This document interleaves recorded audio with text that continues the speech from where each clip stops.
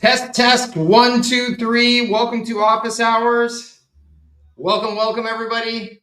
Let me know if you can see me and hear me okay. I apologize for the reschedule and apologize for running a little bit late here.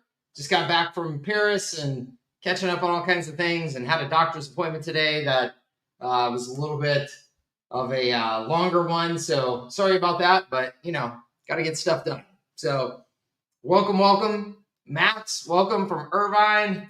Dawson, hello from Toronto. Carlos, happy to see you. Jamie, good to see you. Welcome, everybody. Let me know if you can see me and hear me okay. Happy to see you, Jamie. Let me turn off the volume on that one. Let me know that you can see me and hear me okay, and we will get this show on the road. Awesome. Thank you, Dawson. Good. Awesome. Well, welcome. Happy Friday. I hope you had a fantastic week. It was a big week for me. If you follow on social media, you may have seen I was in Paris dropping off my daughter for her freshman year of college, which was a exciting experience and, of course, a bittersweet experience, taking her there and dropping her off. But man, I'm so excited for her. I cannot imagine a more interesting and exciting and challenging place for her to decide to do her freshman year than going to a foreign country, where she doesn't know the language yet, and she's going there and getting after it. And I'm very impressed with the school, very impressed with where she's living, all that good stuff. So I'm just thrilled for her. It's going to be a cool adventure. So that was a exciting trip and definitely a dad moment, if you will. So anyway, office hours. If you are new to office hours, let me just explain how this works really quickly. I have no agenda other than doing my best to try and help you and answer any questions and get you unstuck on anything. If there's anything in particular that you're stuck on, you can type in questions here in the comments. I am also going to post an invite link. With the invite link, you can come on camera with me and chat with me so we can have a conversation. So if you have anything that is more complicated or just needs more context and background and all that stuff, then will be, easy to type into the comments. Then you can feel free to do that and we'll get you on camera and we'll have a little conversation. All right, to kick things off here, while you're thinking about any questions that you may want to pose, I'm going to hop into our online community for the business here, and I'm going to check our Moguls mastermind. Moguls is our paid mastermind, and I'm just going to make sure that we don't have any questions lingering there. I do not see any questions lingering there, so that's cool. We've addressed all those. That's good. So I will just wait here until I see some questions come in. If no questions come in, we will sit here and stare at each other awkwardly, which doesn't make for a very good video. Awesome. So excited to be here. Mike and all, been a couple of weeks. Happy Friday. Yeah. Well, I apologize. This month has been off and on the office hours calls. I've had to skip 2 out of the last 4 weeks due to travel. Because I was at the Olympics just prior to this trip. So lots of back and forth, and happened to be lots of back and forth in Paris, which I'm not complaining about, but made the scheduling of these a little bit tough. For good reason though, because I was there focused on my kids and focused on the experience. So any questions you got, type them in, let me know, and we will do our best to get to them. Let me see here. Somebody mentioned new Go high level pricing minimum is now only $1 and trial periods can be as much as 365 days. Yeah, this was this is an important change HighLevel is making. We talked about this, I think, on our last call, that HighLevel is definitely changing with the mechanics, messing with the mechanics of how you can package and price services. I think it's fantastic. It just creates more flexibility and more opportunities for us to structure our packages and our pricing in creative ways, which just by doing some tweaks on pricing and packaging, you really can make a big difference in your sales and marketing, in that speed of close and that ease of execution in selling. The person who asked that question was worried about, is this going to create a race to the bottom in terms of pricing out in the marketplace? And it will with some people, but you do not have to participate in a race to the bottom. Okay. For two very important reasons. One, you should not be selling HighLevel directly in the industry anyway. You should be creating your own service packages with their own names, their own combination of features and benefits, and HighLevel will be a part of those packages. But you're not selling HighLevel. You're selling Mike's super duper marketing services, and you are wrapping, right, HighLevel with other features and benefits. Could be some assets that you create in terms of workflows, marketing materials, campaigns, things like that. It could be levels of service that you offer in terms of, you might offer partial management of the system, the marketing systems. You might offer complete management of the marketing systems. Those are all the things that make your service unique and not directly comparable to somebody who's just out there trying to sell HighLevel. Okay. So it's very, very important you understand that. And then the second thing to understand, this is so critically important. I feel like there is a number of people in the community that have this scarcity mindset still around money and pricing. And when you have a scarcity mindset around money and pricing, you think that the lowest price is always the most attractive price. That's always going to be the price that wins because it's just cheaper. And what you don't understand is that there are a lot of people out there that are not looking for cheaper. And as soon as any given product gets below a certain threshold of price, we automatically assume that it's not as valuable as something else, and it may even be flawed. Okay, just like if you were going out to buy a new car today, there are certain price points where if somebody told you, yeah, I'll sell you this new car for this much money, you would immediately go, this car must not be a very good car, right? Or there must be something wrong with it because you're trying to sell it to me for so cheap. It couldn't be a good car. This is true of just about everything, but it's certainly true of anything that you are placing some significance and value on in terms of how it could potentially impact your life and your business. And so if you go to a business owner that is at all a sensible business owner and you have your prices too low, they are going to assume you don't know what you're doing because they know that you can't survive at those price points. It's not going to be possible, right? They're seasoned enough business people to know that. Or two, that your product or service that you're potentially delivering is just not what they need. It's not going to meet their needs, that there's just no way that what they're looking for could be that cheap. So there is no reason why you have to participate in a race to the bottom. There will be people doing it, but there's no reason that you have to do it. And you can count on the far, far, far, far majority of those people who are doing the race to the bottom will not be here 18 months from now. And two, the ones who do succeed at that race to the bottom for a period of time are going to end up changing their model, or they have some sort of back end to their model that is going to allow them to survive. It's not going to be just putting out cheap price points, I promise you. Okay, so consider that as you consider your pricing strategies. Timon says, now back to hustling. Yes, absolutely. I have learned, this might be helpful for some of you, particularly those of you who are focused on kind of building lifestyle businesses. I have learned to structure my year so that I have these intense work periods, and then I have extended periods of time where I know I'm just going to be goofing off a lot, right? And this is primarily oriented around my kids' schedules and when they're going to be able to take time off. And it's also oriented around ski season because I love to ski. And so those are two two periods of time where I kind of, let my community know, my customers know, hey guys, I'm going to be out of here more often than not for the next 30 days. Right.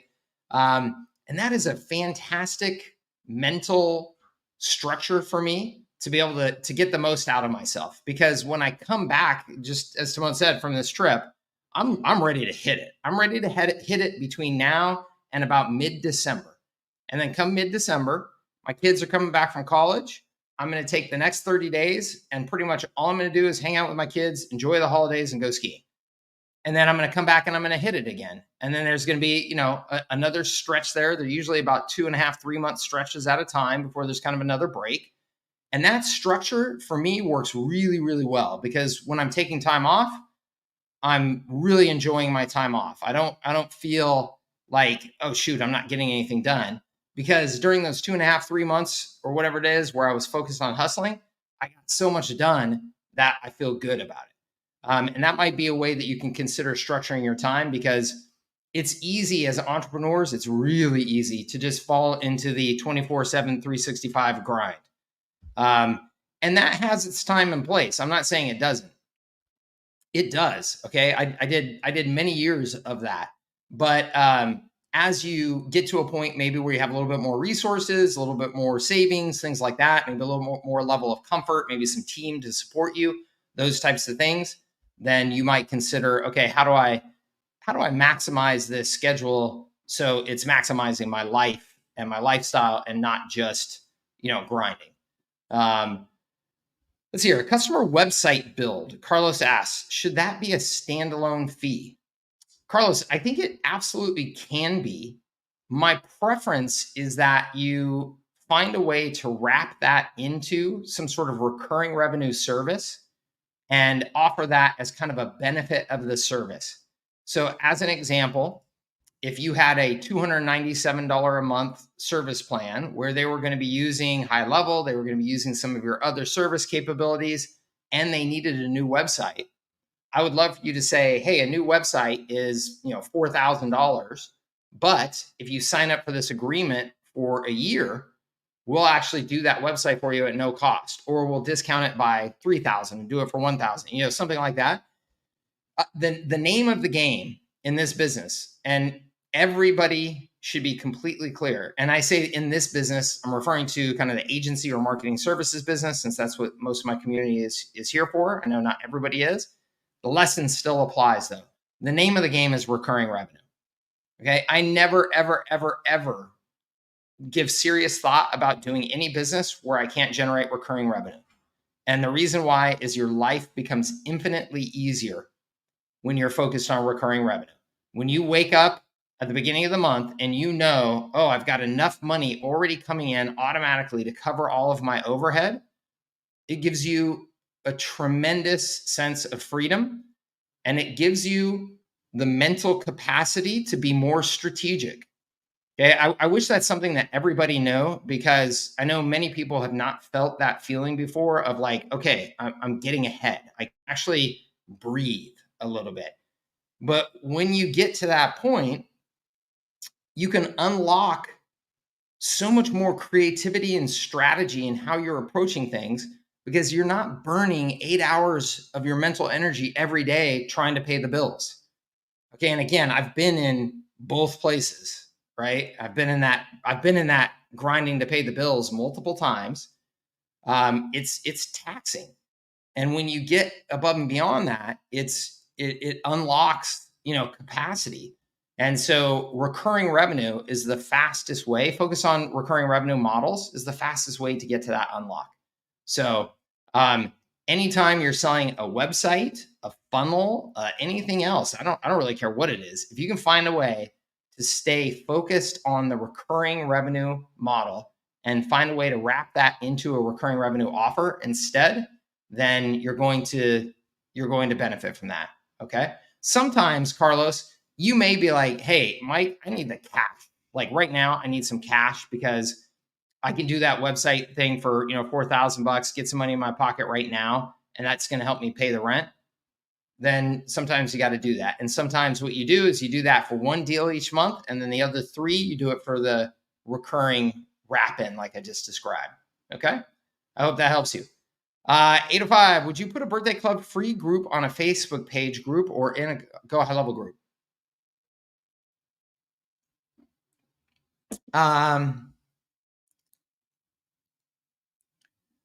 Okay. I think,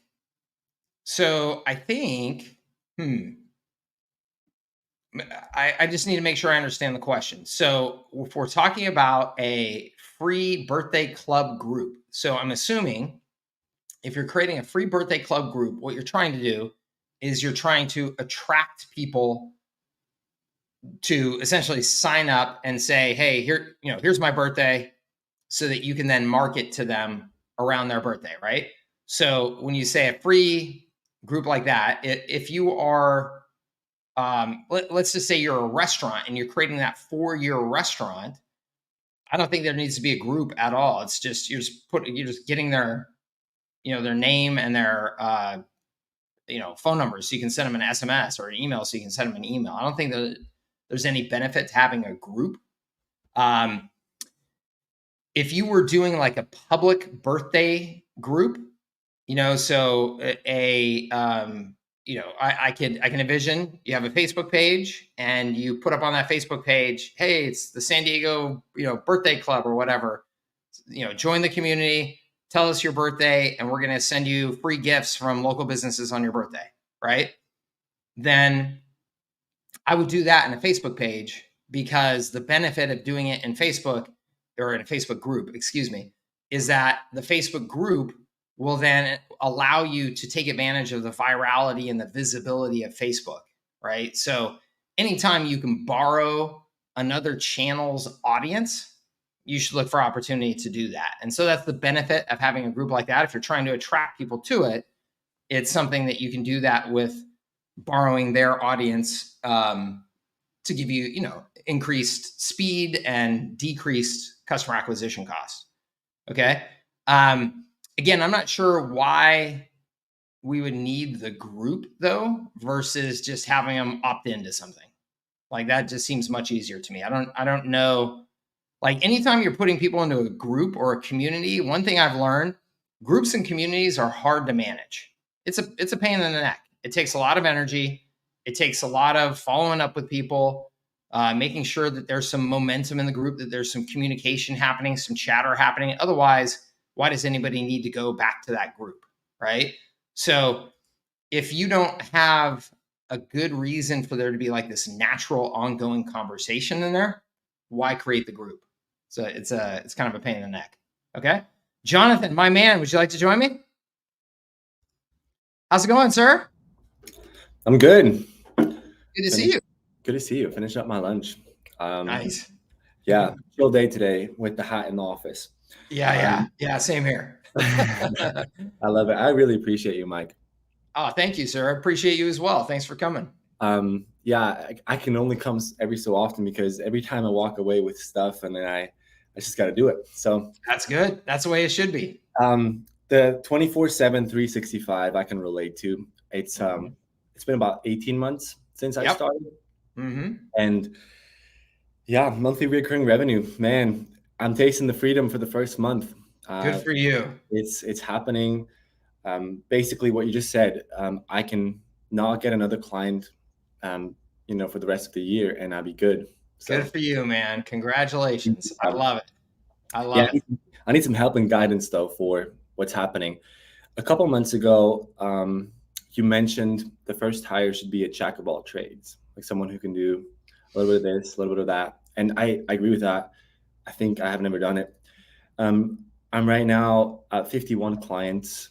Most of them have a website from me. That was the foot in the door offer. The ones that do not have a website, they have a review. They're like a review service, online reputation. So most of them have both. So a great website, and then some reviews. And I'm trying to get someone on board with me so I can get more clients and then make the ones that I have worth more. And that's kind of the idea. Just want to hear your thoughts on that. Maybe you have questions about that. But basically, I would like to fire some of my clients. I have some that are a bit of a pain in the butt. You just take in whatever you get in the beginning, and then you realize, actually, I can do that more efficient. Yep. and just helping me maybe niche down more. Because I've done all kinds of websites, mostly home service businesses, probably 80% of them home service businesses. Mm-hmm. And wanting to ask you if I should even niche down more, being like, hey, just plumbers or just HVAC guys. Cool. I think, yeah, could help maybe, but Cool. Okay. Well, there's a handful of questions in there. yeah, So let me try and tackle them, and then we can take it from there. First of all, I want to say again, congrats to you.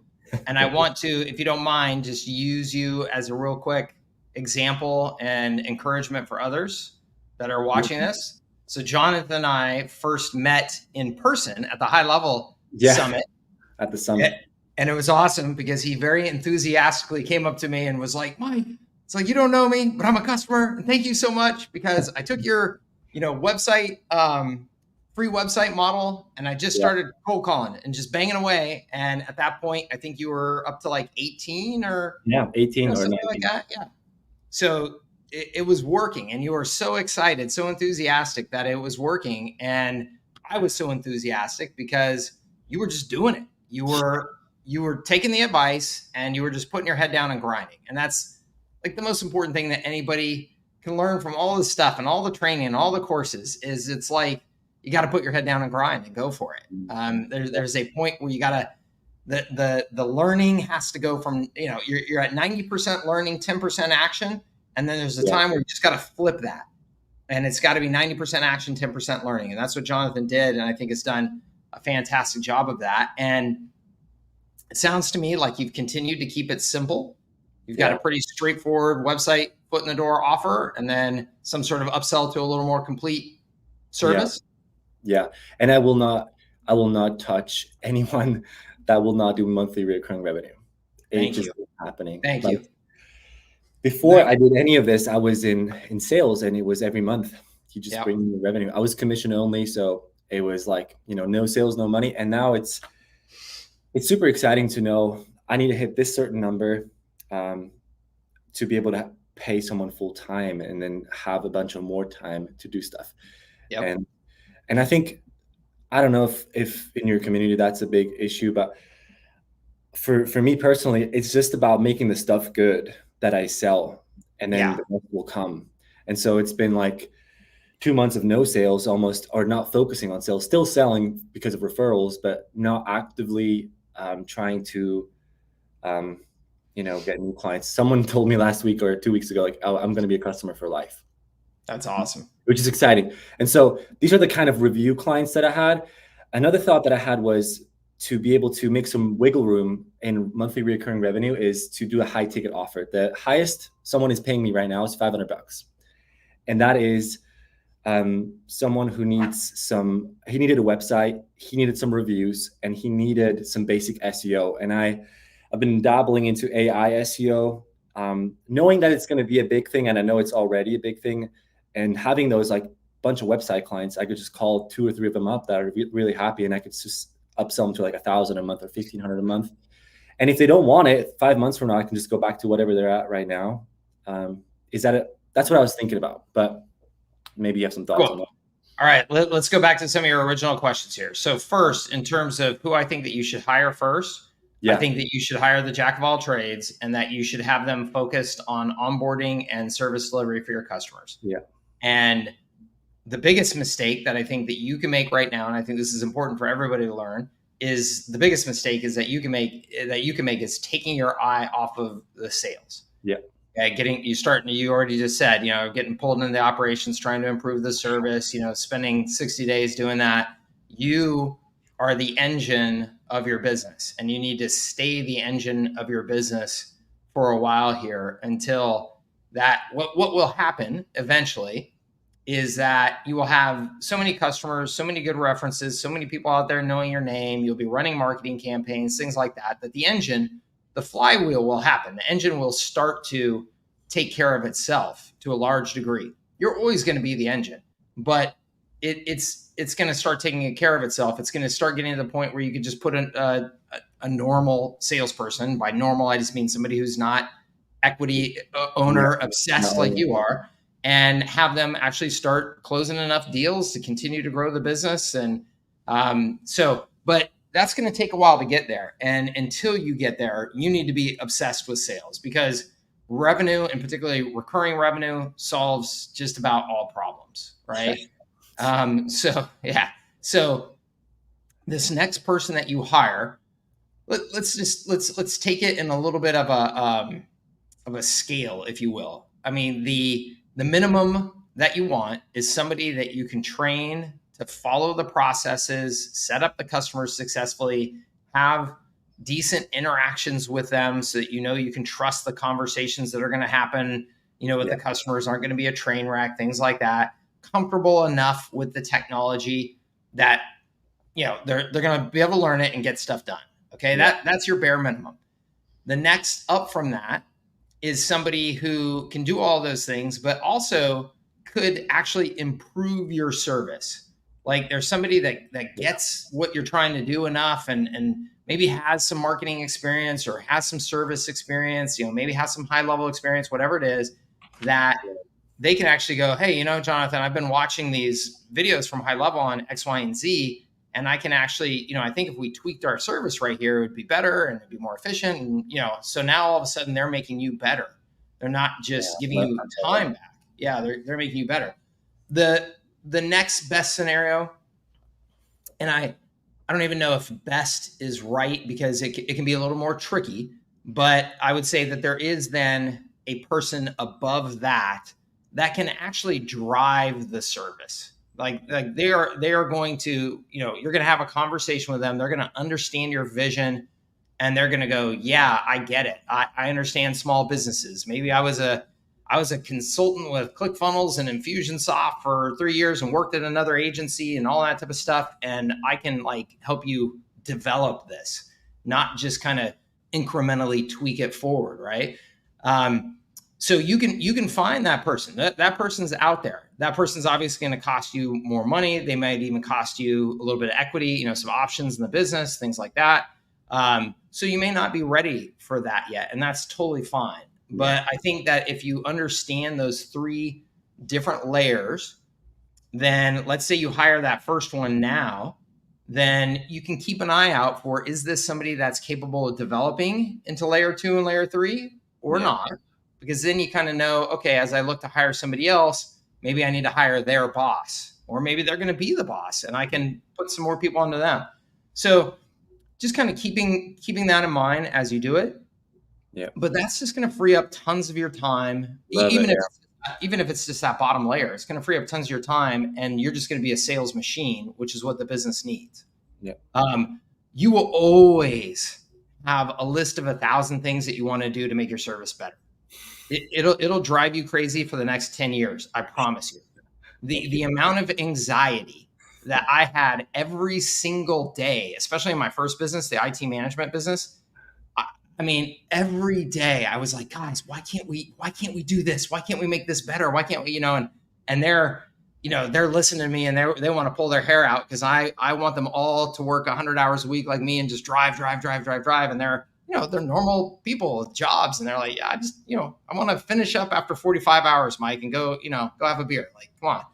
So it will always drive you crazy. That's just the nature of your personality and who you are and the role that you're in. So to some degree or another, and this was a hard lesson for me. To some degree or another, you've got to understand that there is good enough, at least for significant periods of time. Always keeping an eye on competition. Always keep an eye on the developments in the marketplace. But you can over invest on trying to make things perfect in your service when it's really not going to move the needle for you. It's really not going to get you that extra revenue or that extra stick. It's just something that actually just kind of makes you feel better, when really what you should be doing is selling and just accepting. And look, who's the best example of this? The best example of this in the world is HighLevel. I mean, think of the first 2 years of HighLevel. The first 2 years of HighLevel, we were constantly apologizing to people like, yeah, look, I know that part of it sucks, but just, you can see the vision, right? Give it a little bit of time. They're developing fast. It's going to come. They had so many usability issues. that were just brutal. That there were lots of people that just gave up early on. They were like, they're never going to, fix this enough. It's going to take years. And they've just continued to every day, just, make these incremental improvements. So, if they thought that their service had to be perfect day one, they would have never started the damn service. Right. So you got to focus on what are the major components of your service that are delivering the real value proposition? Make sure that those are there, and then sell, and just have somebody incrementally improving things every day. You're speaking so. No, it's really true that I tried to, and 0% churn, 18 months. Like I haven't lost a customer. That's amazing. It's literally that I'm so obsessed about doing a good service. That's amazing. Maybe it's my own insecurities about, letting someone go, but that's another topic. I'm just saying, like, I can relate to what you're saying right now, that I feel like I just want to do this and this and this, where I need to figure out what is the most important, like what is the major, what's going to move the needle? Is there something that I need to be focusing on? So they'll give me some food for thought. And let me tell you how to handle that. And I think Sean from HighLevel is the best example of how to do this, which is he is just constantly listening. He is just constantly asking his customers for feedback. I can tell you the first conversations that I had with Sean at the very beginning of HighLevel compared to now, you can't even recognize the software and the directions it's gone and stuff like that, because Sean had no idea at that time. Yeah. All he did was put stuff out, listen to feedback, adjust, put stuff out, listen to feedback, adjust. And so if you just continue to do that, Jonathan, you're going to be just fine, man. Like that obsessiveness is good.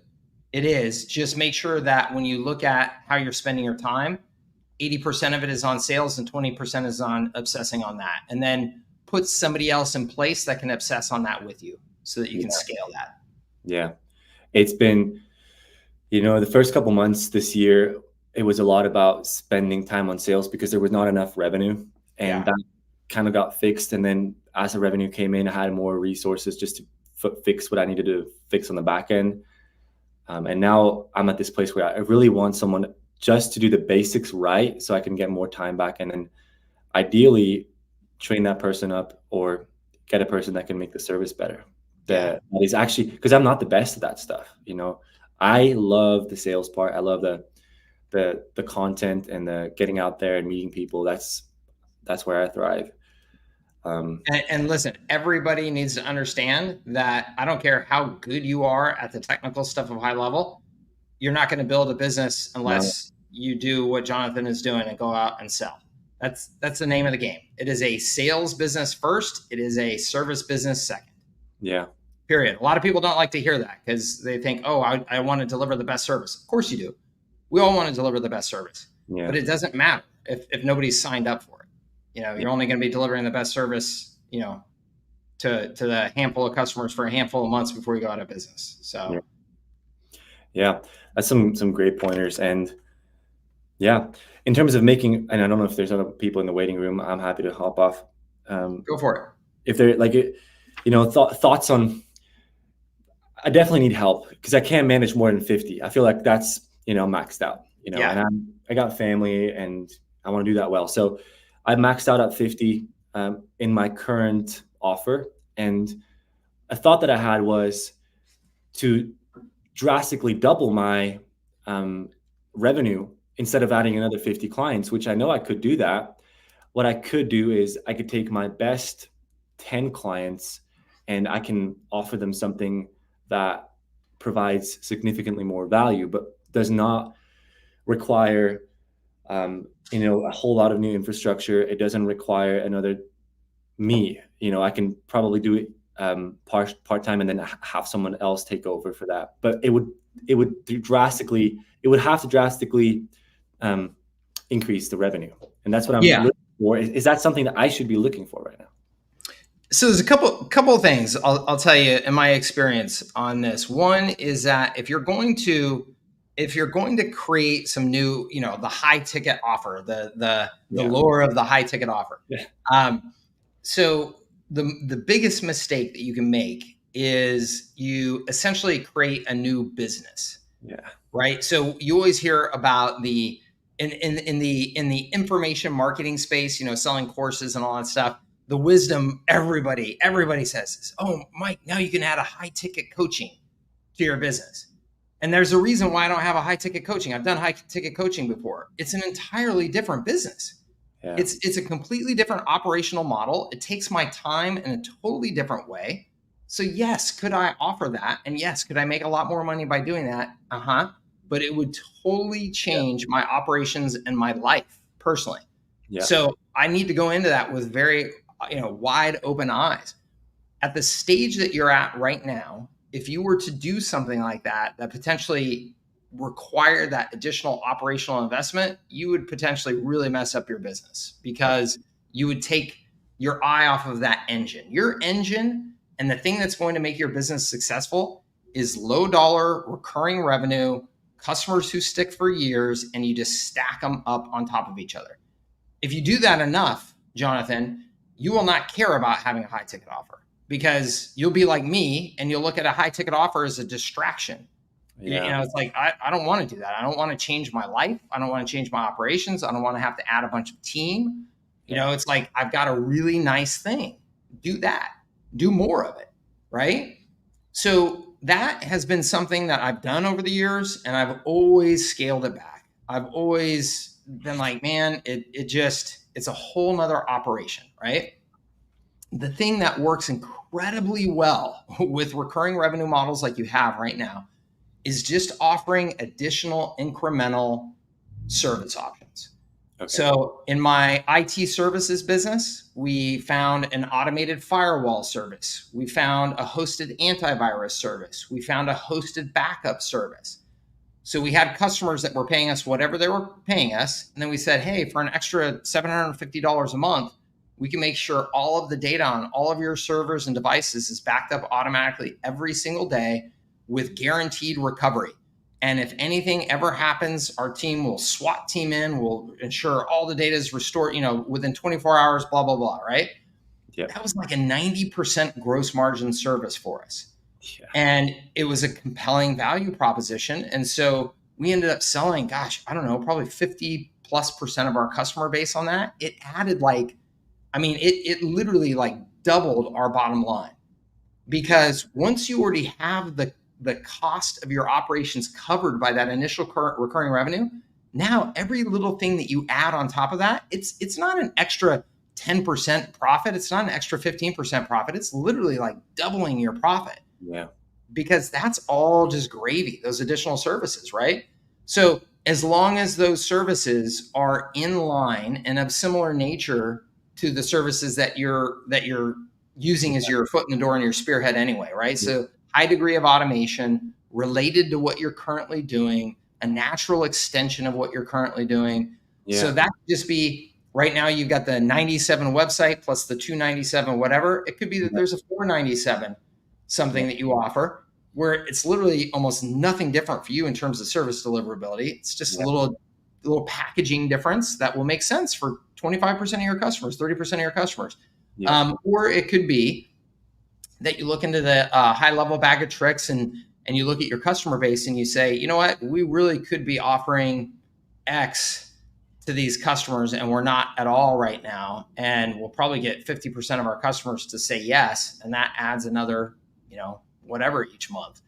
I would personally prefer, obviously, for you to take this second route, and do everything that you can to look for those types of options versus throwing a high ticket thing on there that changes the amount of effort that you have to put in, and the nature of the operations. Like it's almost always a short term.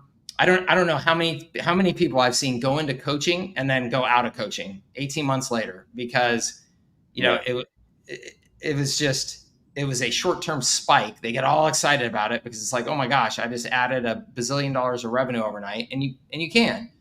But then the reality of, oh wow, now I'm running 2 different businesses and I have no time in my day anymore. And now my first business is starting to flag because nobody's really driving the revenue anymore, and that's a big problem. Yeah. So So just be careful about what you're considering here. Yeah. Sweet. I mean, Cool. And then you asked a question about focusing like further down on niches. yeah, I think that can absolutely be a good idea. It's certainly worth testing. I mean, anytime, the more specific you can make your message to whoever is hearing it, the more it's going to resonate, the easier marketing is going to be, the easier sales is going to be. Um, and it sounds like with what you're doing, I mean, I can tell you what I've always done. I modeled this off of Paychex years ago. Paychex is the payroll processing company that it was huge in the small business space, yeah, and they sold to all kinds of niches. And so when you go to their website, they would just have these industry pages that paychecks for accountants, paychecks for car dealers, paychecks for dentists, and you'd go to that page if you were a dentist, and everything on there was written towards dentists and dentist images and dentist, whatever. So essentially the exact same service, but just skinned a different way depending on who was going to be looking at it. So when they yeah, sent out their marketing materials and they targeted dentists, they would drive them back to the dentist page. Sometimes it's as simple as that.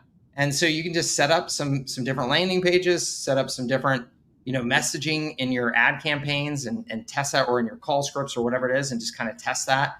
And that will start to clarify, like, yeah, is the extra investment in focus worth it in this niche? Like, am I getting enough resonance and feedback from that market that I should continue to go that route? It's a pretty low cost investment. yeah, yeah. That makes sense.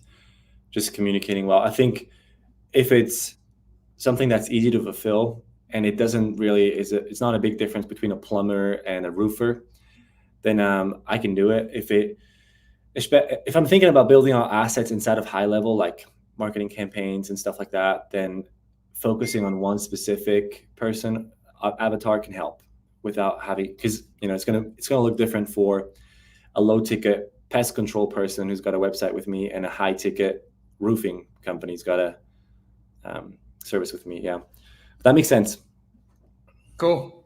Cool, Good, cool. man. Most importantly, just keep on doing what you're doing, man. You're doing great. I'm so happy for you. I'm proud of you. You've reached liftoff. That's a super exciting feeling. I hope you go out and celebrate. Take a minute or two to go out and give yourself a pat on the back, because you deserve it, and then get right back to it. I'll do that. Thanks, Mike. Awesome. Thank you, Jonathan. We'll talk soon. Talk soon.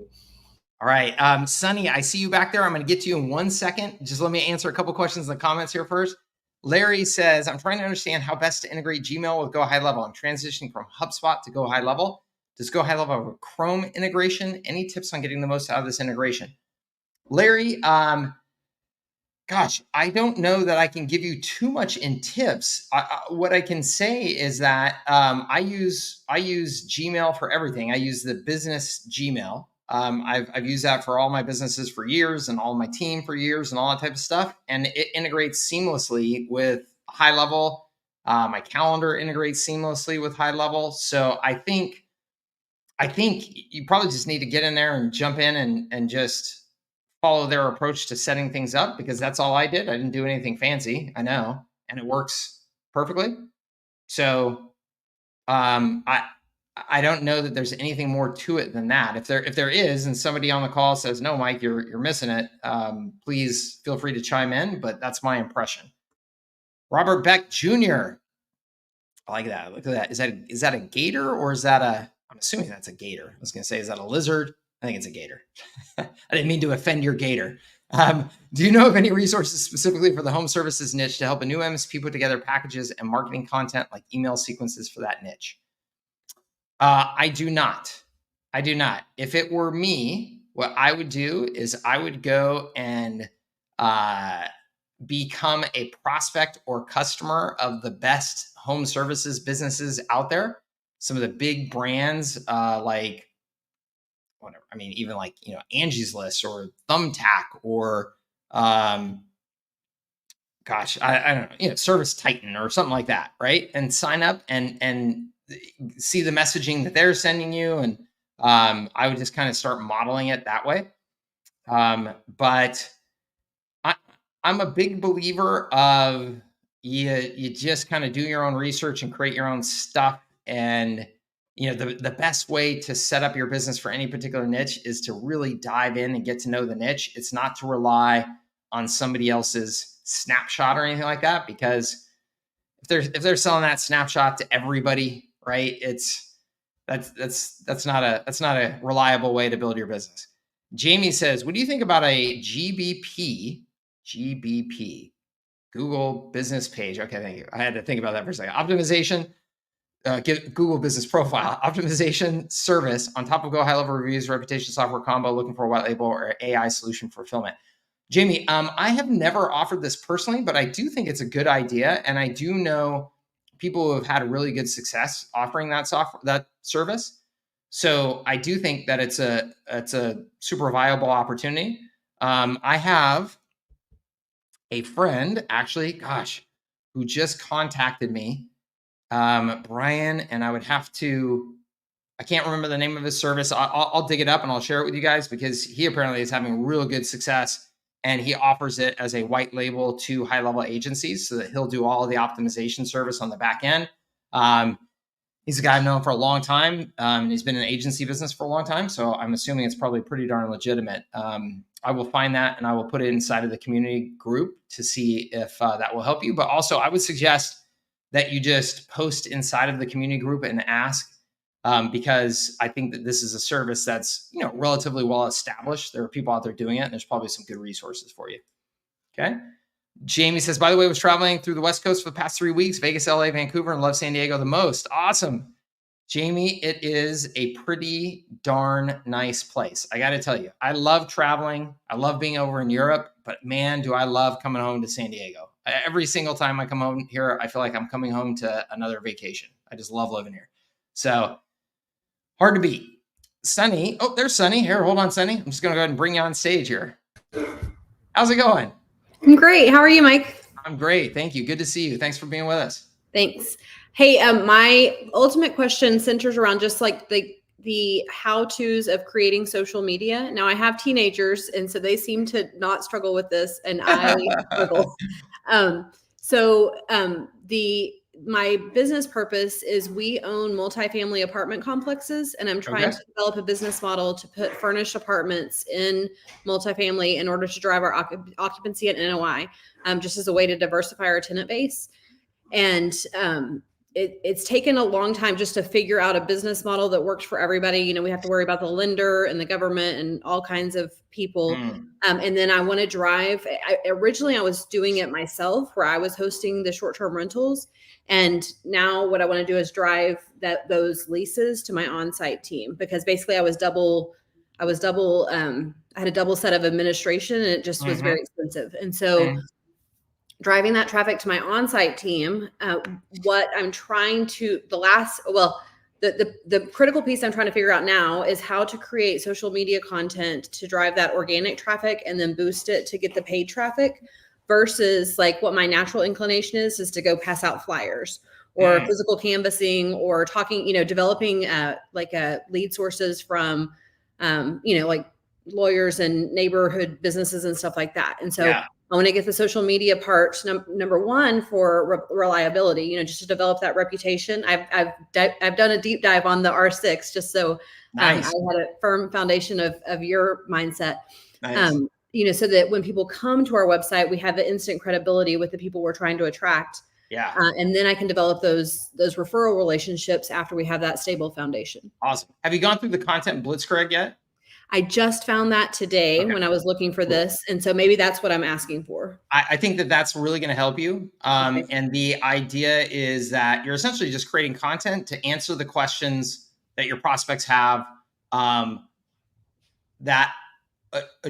sometimes they don't even know they have. Let me state that. There's frequently asked questions where somebody kind of understands the problem, understands the service, and then they have these sets of questions before they close with you, right? That's the easy content to create, because you hear the same questions over and over again. And it's like, okay, I'm just going to create a video to answer that question so I can have it at scale out there. But before that, there's the questions that they don't even know to ask. So let's just give an example. I'm a small business, and my frustration is I can't get a consistent flow of new customers. I've tried paid advertising. It's too complicated, and I feel like all I do is blow my money. Okay. So That's the initial starting state of the prospect. The finished state that they would like to get to is I have a consistent flow of new customers coming in, and I've made this whole paid advertising thing work, right? In between here and there, they don't even know the questions to ask. They don't even know to ask, am I structuring my campaigns right? Because that maybe has never even occurred to them, that inside of that great big Google or Facebook ad management system, that if you don't have structure proper, you're always going to struggle, right? Am I doing effective copywriting? If you've never been a copywriter, if you've never been a marketing student, you may not even know what the heck copywriting is. So it's your job then to present almost like the answers to these questions that they don't even know that they have, but you're breaking down the journey. How do you get from here to there? And what we've learned is that there are these three major things that get us from here to there. One is campaign structure, two is effective copywriting, three is effective testing and optimization. Let me show you what each of those things are and how to do them. And when you give them those insights, right? And that's called insight selling from guys over at Rain Group. If you give them those insights and you're the person who gives them those insights, all of a sudden you're in the leadership position. You're the thought leader, right? You're the expert that they're going to turn to and follow. And so in your particular business, and I don't even know that I understand your business enough to comment on it intelligently, but who is your customer? So ideally, I want to move into an agency position where I'm training other people how to do what I'm doing now. Yep. But what I'm legitimately looking for is somebody who's looking to rent an apartment for 1 month or longer, sign a lease at the apartment, just like an unfurnished. But when we offer the furniture, we can target people like travel nurses, people who are moving. There's a fire or flood, and so we work with insurance agents. In a divorce situation, one household becomes two. Okay. And so it's not, we are in a vacation. One of my properties that I'm focusing on isn't a vacation area, but we're not focusing on the vacation market. And that's what I was doing when I was doing the short-term rentals. I was getting the vacationers, and my cost to acquire a customer was just more than I could get from the customer. I was funding it every month. And so my property was making money off of my short-term rental business, but the short-term rental business was not breaking even. And so now I'm trying to switch to that midterm rental and send them directly to the property. So I don't have that extra layer of management costs. Yeah. And is this a local thing, or are you doing this nationwide, or? Well, right now it's just I have 9 properties, but I'm just doing it one. But it's just in a local market. Okay. Right. Yeah. But I want to develop we're kind of well known in this space, in the multifamily acquisition space. And so once I get this figured out, it won't take much. It'll be like an email, and, we'll have just people knocking down the door to get us, we could just help mentor the people that we are in the industry with. I gotcha. Awesome. Yeah. So if you are trying to get those leads on a local basis, I wouldn't give up on doing some of the other feet on the street, knocking on door types of things that you've been doing that have had success. I think that the social media content will still play an important role in continuing to expand your ability to own that market. But I think relying purely on that, I think, could be hard, versus if you told me, hey, Mike, I'm selling this to anybody who's got, properties all over the country, then I would say social media content is going to be awesome for you, because there's so many of those people, and that content can scale everywhere. If it's just in a local market, though, I still think there's so much value in doing more of the local stuff, a little bit kind of old school stuff, that I would just make sure that you're doing both. But I think if you go through the content blitzkrieg, I think it will help you define, here are the key messages. And that's the most important part, is like just nailing those messages so that when somebody sees that content, it really resonates with them. Mm-hmm. Well, I do want to use it to get leads to come to the property, but it really helps to convert that. We call it the lead to lease pipeline. The people who come into the property, if they've already done the research on social media to know what we offer, then they're not surprised, and they convert very easily. Yeah. And so ideally it would be to lower our operations costs by not needing as many on-site people. And like I said, I want to build that reputation to where, because we know how to get long-term renters that want unfurnished apartments, but my on-site team doesn't know, like training them how to be the midterm rental space. Like that's a totally different skill set for them. And so basically what I want to do is create an online platform where the lead is already hot by the time they get to the front, by the time they get to our front door. Yeah, I love that. And that's what everybody should be doing. That's what every business should be doing, right? I mean, that's the magic in all this content marketing, internet hocus pocus stuff, is that you can put that stuff out there and people can be pre-sold, and pre-educated before they come to you. That's the best kind of customer, best kind of prospect, right? So right. Yeah, I get it. Let me ask specifically with the content blitzkrieg, like, does it talk about the logistics of like how you create the content and how you like work with a VA maybe, or how you like do the Instagram campaigns, or is it just more high level? There's some in there, and it's kind of a combination of things because trying not to it's so easy to make. It's so easy for me to make programs that are like 100 hours long, and I try to break them up. So there's content blitzkrieg. I think at the very bottom of content blitzkrieg is actually a reference to an old course that I had that was focused on the logistics of how to create the content. And I can describe it briefly. It's gotten much, much, much easier over time, but it's just a waterfall technique. And the idea is that the top piece of content that you create can be then broken down, falling down the waterfall into all kinds of additional pieces of content. And so the ideal piece of content at the top of that waterfall is video, because from video, you can separate it out and create audio. You can take that one video and break it up into a ton of different clips. You can take images from that video. From the audio that you took out, you could turn that into podcasts. You could turn that into a bazillion little tweets and social media posts and stuff like that. AI has made all of this infinitely easier. And I cannot stress enough that I think that the best piece of software in the world for all of this is a piece of software called Descript, Descript. Kind of funny enough, it's from the guy who founded Groupon.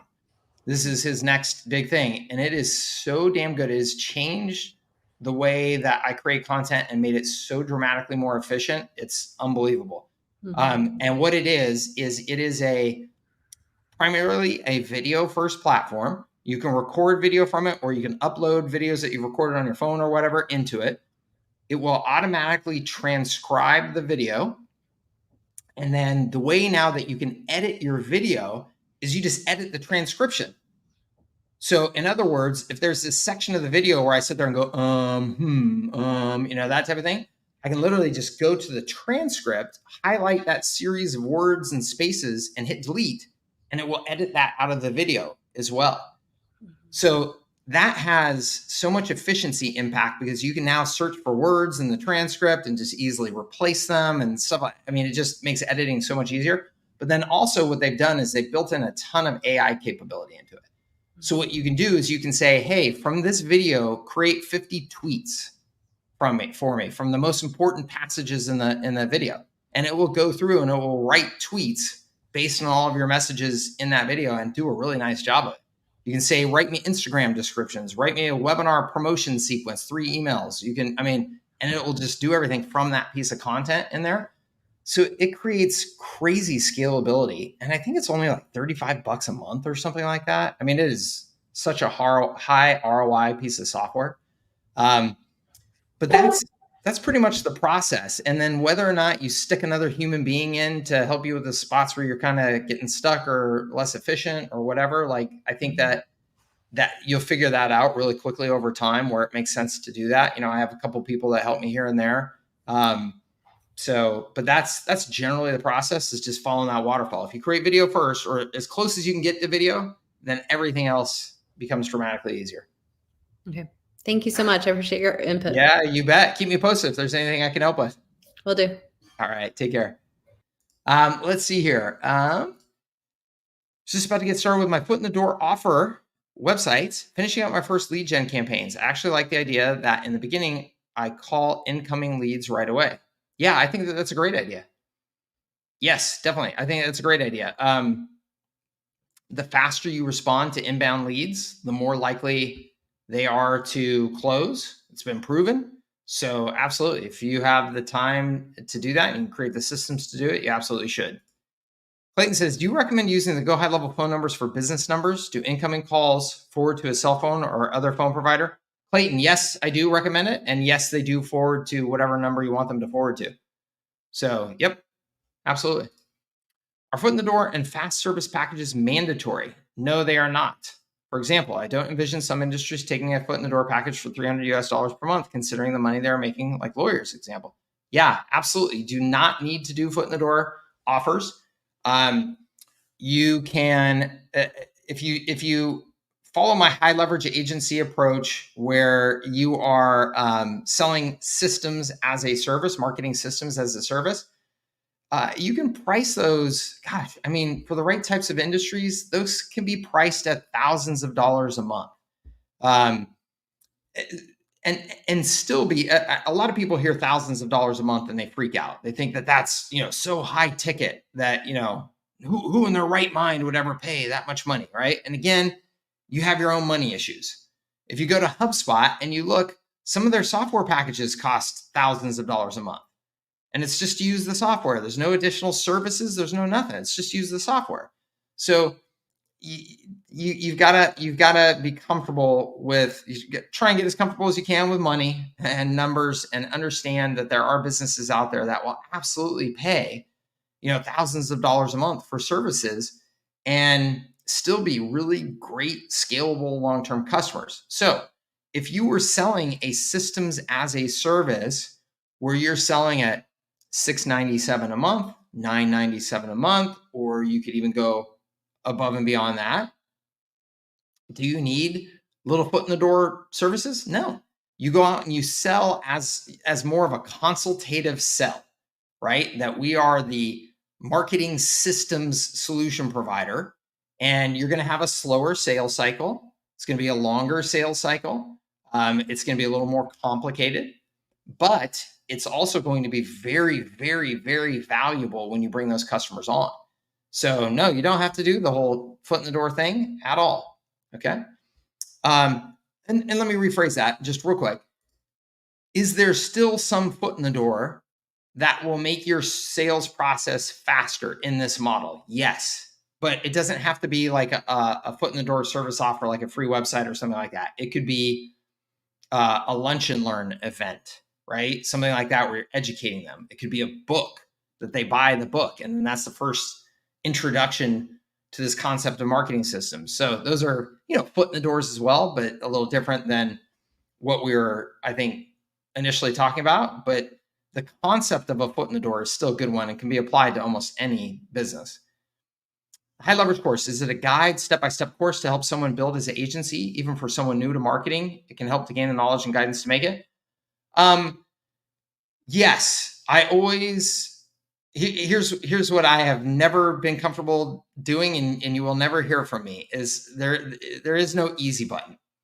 What I have tried to do is I have tried to put my 20 years of experience into that course and make it as efficient and step-by-step as I possibly can, while also trying to honor the fact that you're trying to do something very difficult and it takes a lot of knowledge and a lot of experience. And I'm trying to give you as much of that knowledge and experience in that course. Because if I just tell you, it's just this little paint by numbers, just follow these 10 steps and you're going to have a business, that's to me a disservice. You're not going to have a business, and it's not that easy. So if you don't have any marketing experience, is it going to be tougher for you? Yeah, it's going to be tougher for you. It's going to take longer. It's going to be more complicated. You're going to have a steeper learning curve. So I feel very comfortable in telling you that that course has everything that you need to build a business in this space. I'm not comfortable telling you it's, paint by numbers or anything like that, because I just don't think that that's reality. Okay. So that's, I know it may not be what you want to hear, but I think that that's all right. 805 Business Solutions. Yes, I'm doing birthday campaigns with local businesses. I'm also building a list of people with birthdays so I can send them things from the businesses that sign up for me as well. Awesome. I hear what you said. Maybe a freebie, opt-in birthday club, put them on the list. Yeah, exactly. I would just leave it at that. I don't think that you need a community. I think a community is just going to create overhead and honestly some sort of like awkwardness. When you build a community and there's no reason for people to be in there talking and it's just kind of dead silence, it's tough. It doesn't feel good. I wouldn't do that. Hope everybody's having a great summer. Yes. Awesome. Let's see here. Carlos, Mike, to keep us motivated, could you share how many 297 accounts do I manage? Carlos, I would have to look. I'm not sure. It's a lot. It's a lot. It's hundreds and hundreds and hundreds. But I'm not sure the exact number. I would have to dig into it to see. Let's see here. Would you recommend putting a store for products you already have into Go High Level Ecom? Seems complicated for the digital ones. I have things like ebook, guides, board shorts. I haven't messed around with their e-commerce stuff enough to know. I think that right now what I would say is that if you're already using something like Shopify or something like that, I would be very careful and probably slow to make that change until you're sure that it has all the capabilities that you want. I mean, Shopify is a very mature product. It's been around for a long time. It's kind of a, can't go too wrong. So if you're taking advantage of some capabilities like in Shopify that you feel like it would be hard to live without, I would really, I would just be very careful about switching that over to high level until you've really vetted that. Okay. Now, I think high level is their e-commerce capabilities, I think are awesome particularly for those small businesses that have thought, man, if I could just sell my X product on my website too, I think I could do pretty well with that. But they don't need a full stinking Shopify store. It's like, I just need to put up a couple of products up here and be able to sell them. I think that is a huge opportunity because I think most small businesses, that's the case. There's a handful of things that they could put up and sell and probably add a bunch of sales and margin to their business, but they just don't have that e-com infrastructure. Shopify is overkill. I think high level's e-com capability is beautiful for that. Okay. Let's see here. Joshua, I love your videos. Awesome. Thank you so much, Joshua. I appreciate you. Is there templates or snapshots for retargeting campaigns? Yes. So I have ad templates, Carlos. If you're in if you're in high leverage agency, if you're in R4, I think there is a ad, or if you sign up for upacks, there is an ad library that I give you that's got a bunch of retargeting ads in there. Yep. And then I also have a course or training on how to set up retargeting campaigns properly. Love Descriptube, been using it for years now. It's unbelievable. I think high level and Descript are my two favorite pieces of software ever, if that says anything. Awesome. I love it. Is your foot in the door? Good. Oh, thank you so much. Yes, that's my real name. And I've heard all the jokes. Don't worry. You can't get me. Seems like Go High Level is moving to a good e-commerce, but not there yet. Yeah. I mean, that's a big investment, but they're committed to it. I know that they're going to be good at it. So said a few weeks ago that if you were starting from scratch, you would either start cold calling or create a free course webinar. Can you talk through the steps for doing this? So I think that, yeah, Clint, you're welcome to come on camera if you want. A few weeks ago, if you're starting from scratch, you would either start cold calling or create a free course webinar. So I think maybe either I said something incorrectly or you heard it a little bit incorrectly. I think the best thing that you can do to start generating as much business as you can, as fast as you can, as effectively as you can, is to create content and promote that content. So not necessarily a course. Hey, Clint, I see you back there. Hold on one second. Let me bring you on. Go on right now. How's it going? Good. Can you hear me? Yeah, I can hear you. Okay, great. Let's see. I was just starting to answer your question, but if you have any more to add to it, you are welcome to. Yeah, basically, I like the idea of starting a webinar. My question is, how do you recommend starting from scratch, where I don't have a lot of people in my niche that I'm going after yet in a community?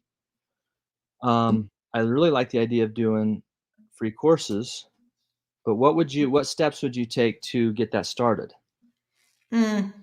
So I wouldn't start with free courses. I mean, unless you know, like you've got a real valuable thing to offer that makes sense to put together in a course. I wouldn't start with that. That's a heavy lift at the start. I would just start with content, just free content out there. You could take people from that free content to sign up for your training webinar. I think a training webinar is a great way to educate people and position yourself and ultimately sell to them. And if that's the case, I mean, the great thing is a webinar is it's an easy to set up, easy to run type of thing. You can put together just a registration funnel in HighLevel very easily. And then from a presentation perspective, I mean, obviously your presentation needs to be targeted to whoever you are speaking to and in alignment with the services that you ultimately want to offer. But let's just say, I don't know if you're in any of my programs, but like in my R4, R6, or in my high leverage agency, I provide a presentation in there that is a presentation where you go through these key frameworks of the R6 and use that as the foundation of your education and ultimately your pitch. So that, the formula is kind of like 80% education and like 20% kind of transitioning into some sort of pitch. And that's, I mean, other than literally breaking down, what are the components of a webinar, which, you can search that up anywhere.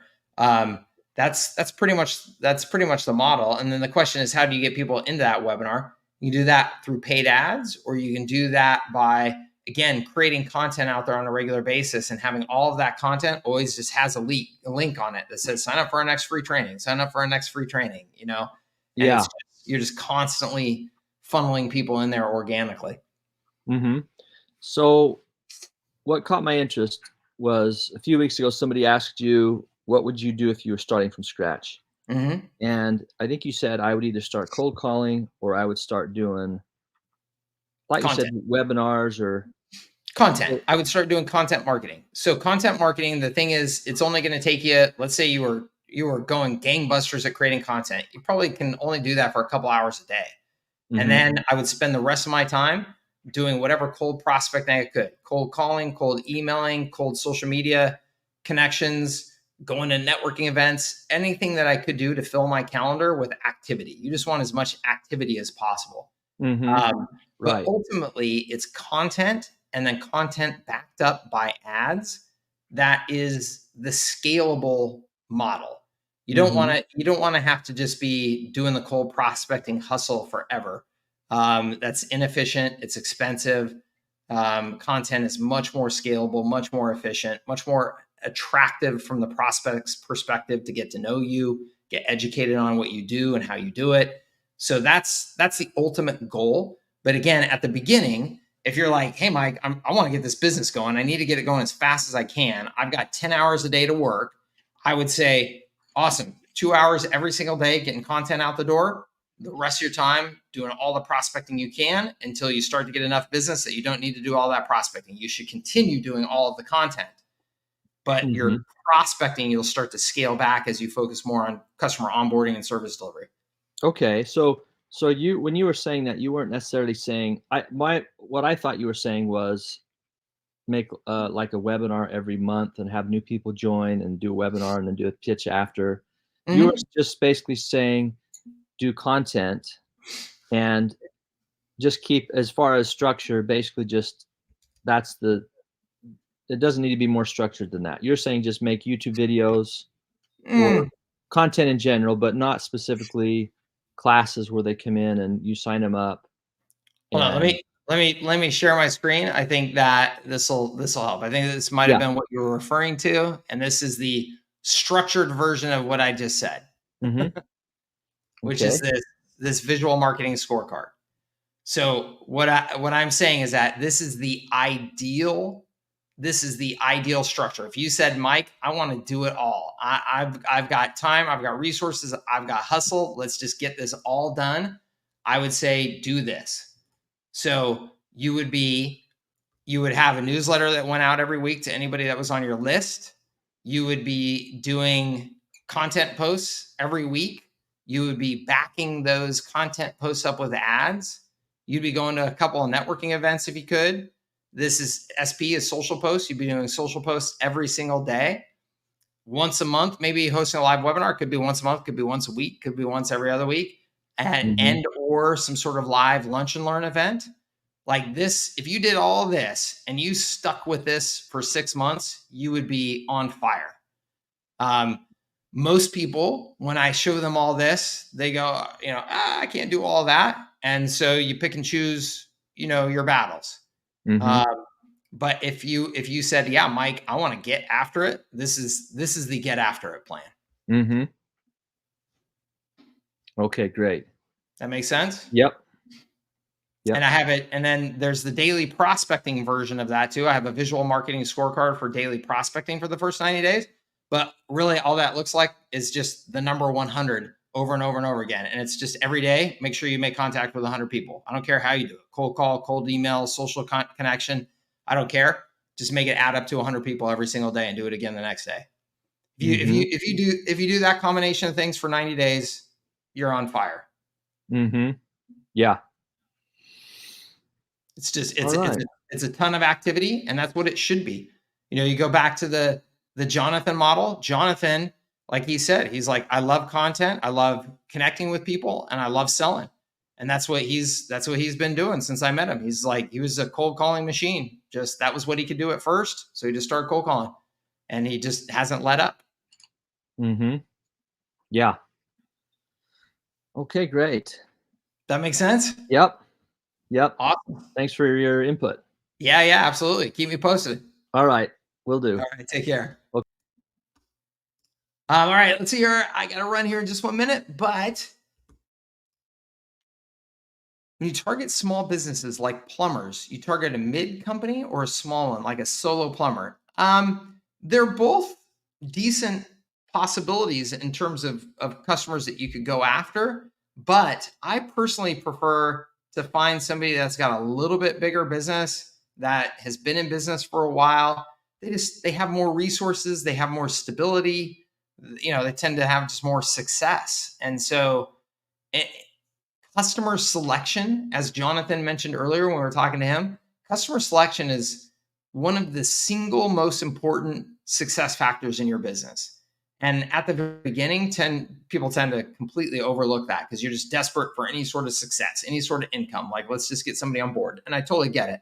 But over time, if you don't refine that target customer, you're going to cause yourself trouble because weaker customers will churn more, right? So if you are servicing and signing up weaker customers, your churn rate is always going to be too high.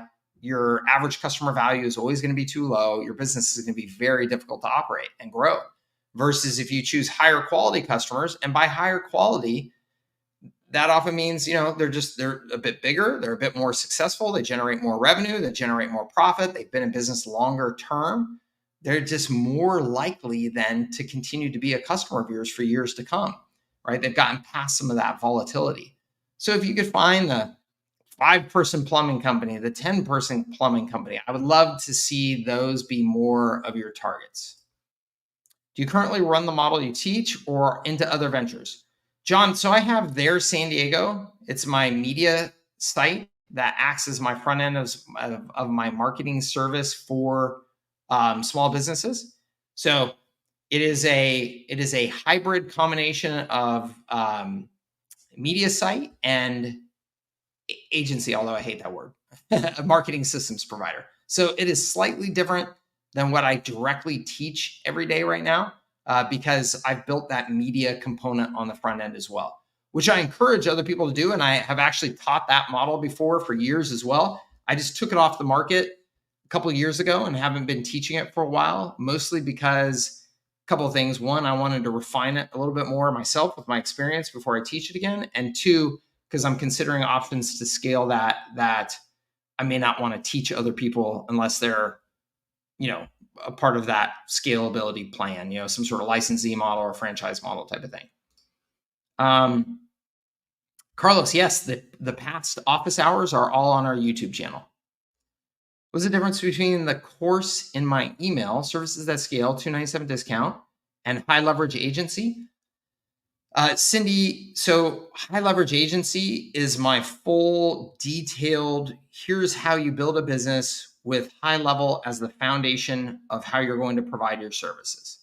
Services That Scale is much more the foundational concepts and strategies of how to create a scalable, profitable service when you're selling to small businesses. Those concepts could be applied to any type of service, honestly. So it's not getting into the detail of here's exactly how you build a business with HighLevel. It's much more, you could come to me, Cindy, and you could say, I'm a lawyer and I'd like to scale my services. You could say, I'm a plumber, I'd like to scale my services. You could say, I'm a consultant. And I would give you that Services That Scale course and say, watch this, right? Versus High Leverage Agency, it's, hey, Mike, I've decided I want to build an agency using your concepts and using HighLevel as the foundation of my service delivery. Then I'd say go into High Leverage Agency. And it's dramatically more complete, thorough, detailed, all that stuff. Okay. If you jump into your 14-day trial, do we get access to all the content so we can make cash working in that time frame? You will not make cash in that 14 days, Cindy. Absolutely not. I would never promise that. I would never suggest that that is in any way realistic. You get everything that you need to start to get HighLevel set up, to get your sales and marketing process set up, and to start understanding how to package your services that you can start selling.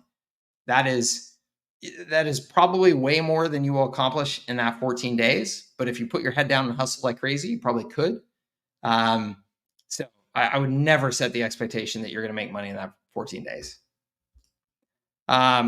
Realistically, how many customers can one expect to handle solo in this model before having to bring on help to manage the accounts? It really, really depends on the specifics of how you've designed your services. So when you say this model, if your model is website hosting, that is a dramatically more scalable service than doing hands-on management of the marketing systems for a particular niche. Okay. So the numbers would be, wildly different in that case. But I think that just as a rough example, I think somewhere, if you're providing a more hands-on service to help these customers kind of manage the marketing systems, and let's say your average price point is $497 a month, across those customers, 50, something like that. So you're talking about $25,000 in revenue, roughly, for those 50 customers. And then you've got an account manager type of thing that's managing those customers. And that person is making $5,000, $6,000, $7,000 a month, fully loaded type of thing. So you're getting somewhere in that 80%, gross margins, 75% gross margins, that type of thing. Those are rough numbers. You want your gross margins on your primary service to be at a bare minimum 67%. Okay, that's the formula. Bare minimum 67%. Anything that you can do to make it higher than that, fantastic. Just don't go lower than that. So, that's kind of how you play with the numbers. For TSD, for their San Diego, did you do L&Ls? L&Ls. Dustin, what are L&Ls? I can tell you how I built their San Diego. I came up with 15 pieces of content, published them all, did my lunch and learns? No. I did my prime the pump ad strategy and pumped all of that content out into the marketplace aggressively. And all of a sudden, everybody in the market was going, who the heck is there, San Diego? And I started having people coming to me. And that's how we've done it and how we've done it ever since. Okay. Dawson, my man, the final question and or update of the call. You win. Okay. How's it going? Let me just pull up the notes here. Sure. Can you hear me okay?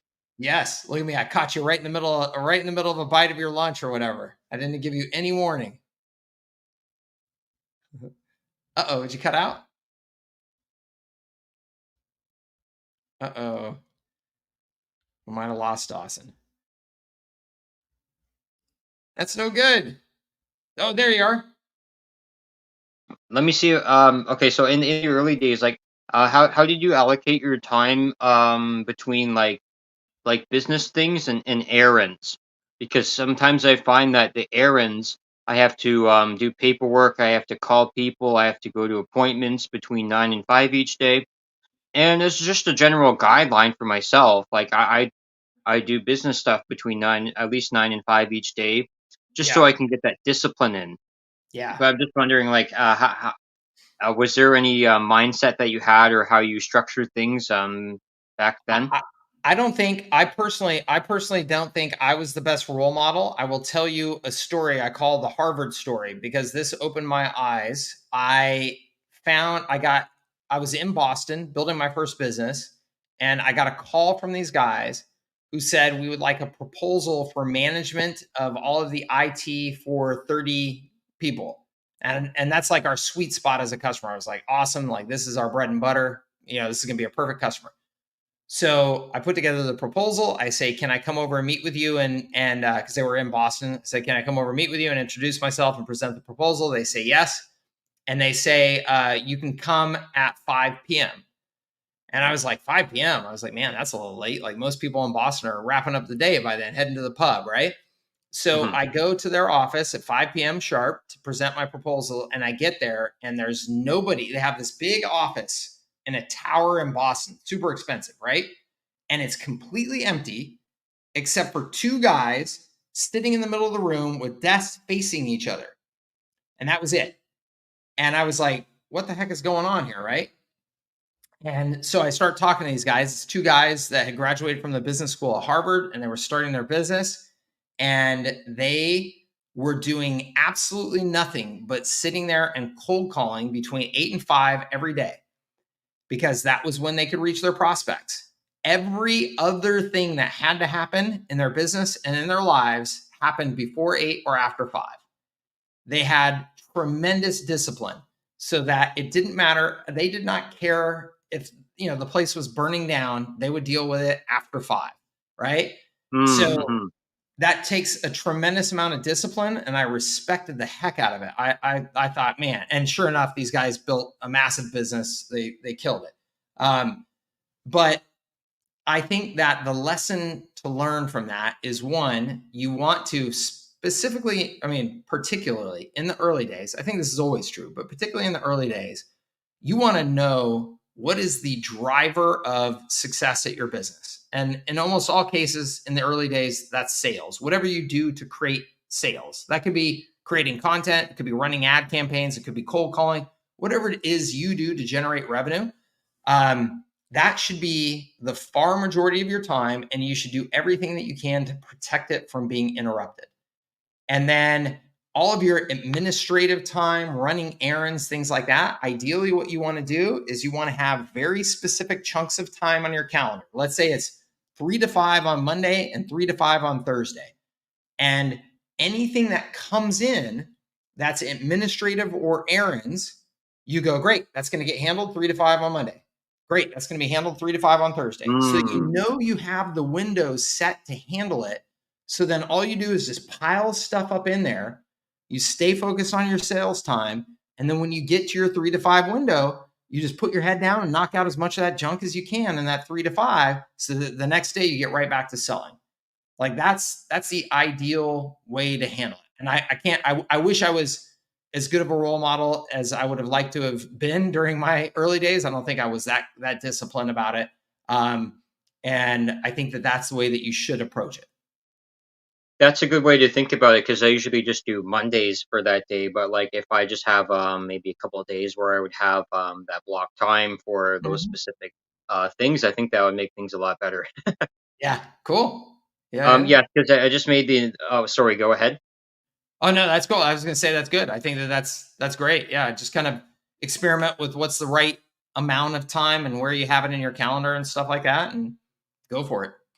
Okay, yeah, because I made the analogy that I'm like a train, and then but if I'm doing the sales, and if I'm not delivering properly on the sales, it's like a coal car, and like the coal keeps falling out of the car. So I feel like the coal is going to keep falling out of the car, and Yeah. my train's down the line, but I have to pick up all the pieces again. So Um, yeah. let me say that what you're experiencing there is now you're experiencing what you're really doing is two different roles. You're doing the sales role and the service delivery role. And so what you will have to acknowledge soon is where Jonathan is at from the call earlier, where he's having to hire somebody now to do the service delivery side. So your balancing act between sales and service delivery will start to get harder and harder and harder, a tougher fight for time, more stress. It's going to feel harder and harder. And then one day you're going to go, okay, I've got enough money and I've got enough business piling up to hire somebody to do this role for me so that I can go back to being focused on sales. And that's what you'll have to do. But really what Okay. you're doing is you're experiencing that you're actually doing two different jobs. And that's the nature of, getting a business started. Oh, okay, makes sense. I have a follow up under that, but if you need to go, that's Go for it. okay. Go for it. Okay, so yes, I wrote down. It's like that's when most people kind of deal at that time. But so as you said that the Harvard, so sometimes people are actually available at different times as well. Yeah. So for example, I guess errands. I would say cleaning out my file cabinet, my drawers, and my USB sticks. So I would probably call that managing inventory. I was going to ask if you had a ratio of organizing versus communication. So I would say like internal versus external work. But as you said earlier, you said about 80% to sales, and then 20% for the rest of the delivery or the um, So, what I would other say, things. Dawson, what I would say, and I think this is very important, is that is busy work.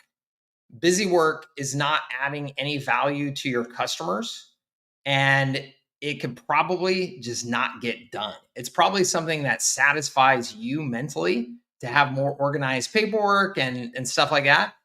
If you want to do that, man, that should be a hobby that you're doing at 8 o'clock at night. That really is not adding any value to your customers.